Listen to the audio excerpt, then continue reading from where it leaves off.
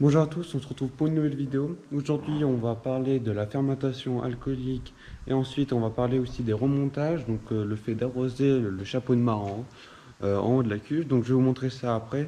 La vendange là actuellement a été entrée la semaine dernière et fin de cette semaine, au début de semaine. Alors du coup, ça va être le fait que les sucres vont être dégradés en alcool grâce à les levures.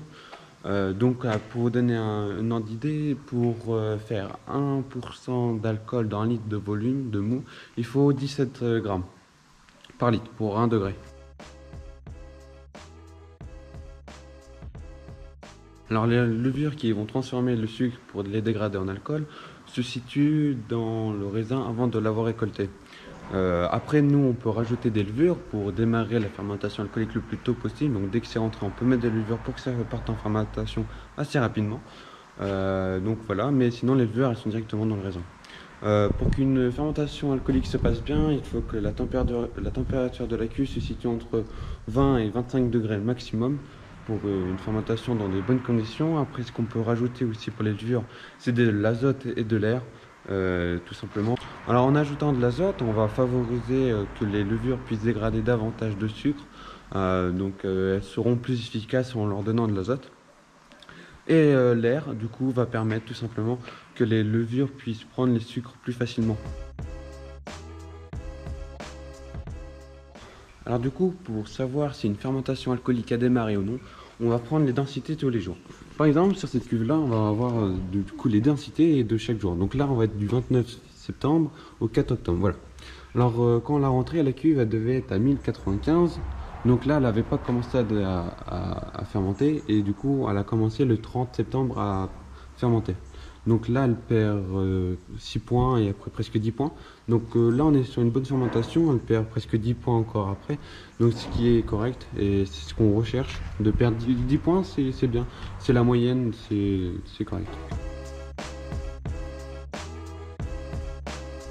Alors du coup, pour prendre la densité, on va utiliser du coup une éprouvette graduée. Et dedans, on va mettre, le jus. Bon là, elle est un peu seule parce qu'on fait que de s'en servir. On va mettre du jus dedans jusqu'à environ 250 millilitres. Alors, on va se mettre à peu près à ce niveau-là, quoi. Et du coup, après, on va venir mettre le mist, mettre à l'intérieur. Dans le mou, on va le faire tourner, on va le laisser flotter. Et grâce à ça, après, il y a des numéros dessus. Alors là, je sais pas si on va les voir. Mais dessus, il y a des numéros et ça indique du coup la masse volumique. Alors, faut faire très attention, c'est très fragile. Du coup, je vais vous prendre un échantillon et je vous montre ça. Alors, du coup, voilà, j'ai rempli l'éprouvette. J'ai mis du jus de la numéro 4.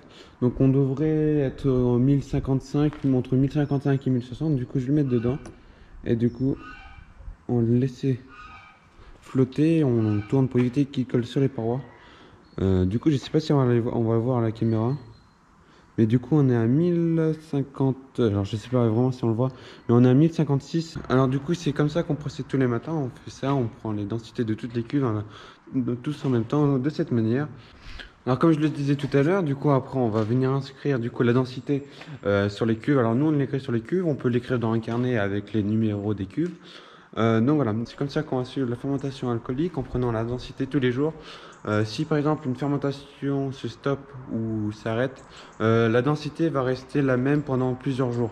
Alors du coup, si ça arrive, on va essayer de résoudre le problème qu'elle reparte en fermentation. Donc elle peut repartir en fermentation. Donc on va regarder le degré, si on est entre 20 et 25 degrés. Si on y est, on va y mettre de l'air et de l'azote. Donc on va faire prendre l'air. Donc je vais vous montrer un petit extrait comment on fait prendre l'air maintenant.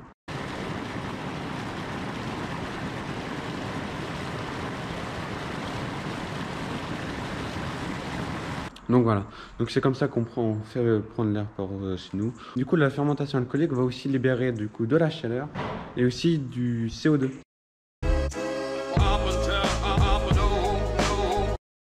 Alors le remontage, ça va être tout simplement de pomper du jus d'en bas et de le remettre en haut.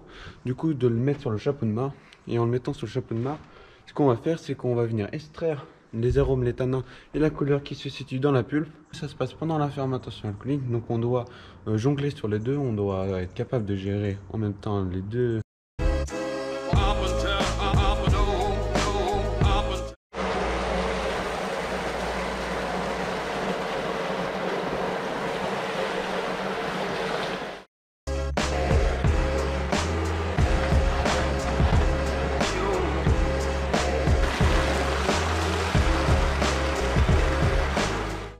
Tout à l'heure, je disais qu'on pompait du jus d'en bas, alors on va se brancher à cette vanne, donc à côté de la porte. J'espère que la vidéo vous aura plu. N'hésitez pas à mettre un commentaire, n'hésitez pas à me suivre sur Instagram, n'hésitez pas à vous abonner, à liker si ça vous a plu. Si vous avez des questions, n'hésitez pas à me poser sans question. Moi, je vous souhaite une excellente journée. On se retrouve pour une prochaine. On va parler des pressurages.